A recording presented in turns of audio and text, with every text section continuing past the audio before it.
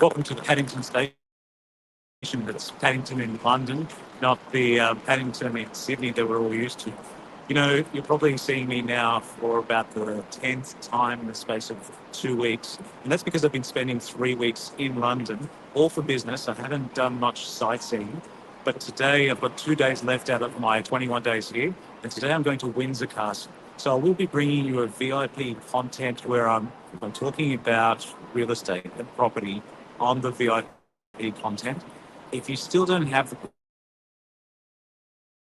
I know a lot of people have sent through a message through Instagram or TikTok or Facebook to ask for the password.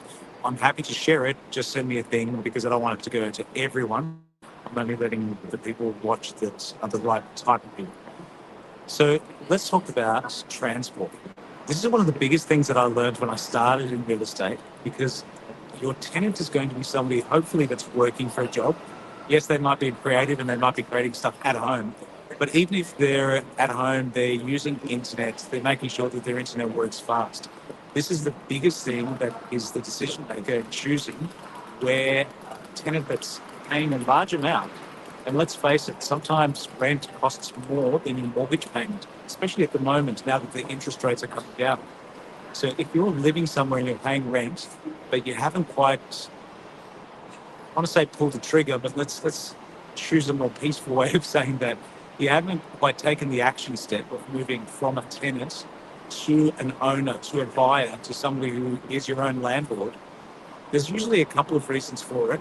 And the biggest one is that the cost of buying a property exactly where you want to buy it is so prohibitive, and you're forced to buy something further away from where you work, but you're relying on public transport, like train systems here, like the train systems in Australia, like the bus systems.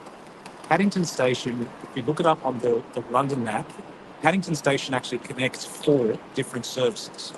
So we have in Australia a train system and then a road train, really trams, but we call it a light rail. Light rail meaning that the gaps, the track can be inlaid on top of the road instead of having to demolish a road and build heavy tracks to run it. So if there's a train system and a light rail, there's almost always a bus system to accompany it. And the buses are the same worldwide. It doesn't matter whether you're another, buses are going to be the same. But the faster equivalent that London has, when you're thinking of a train system, runs within a tube that is sealed, meaning that you have better, less resistance, less wind resistance. So you tend to move a lot faster. So you can call it a bullet train, you can move it, you can call it a fast train, but a lot of the larger areas are now using things that are multiple. They're using a regular train system and they're using a faster train system.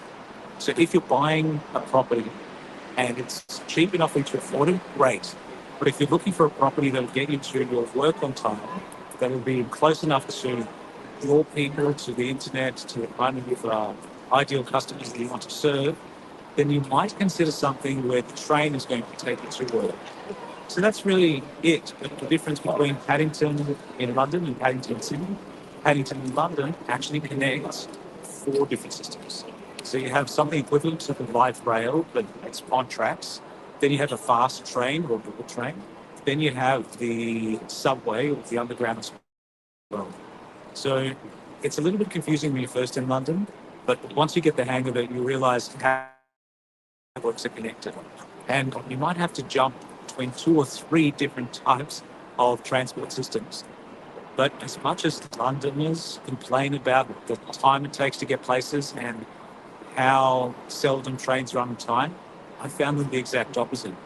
It's even if you're using it to just get you to the destination, it tells you where to jump from train to train, where to make the transition from the great rail system and the subway, the underground.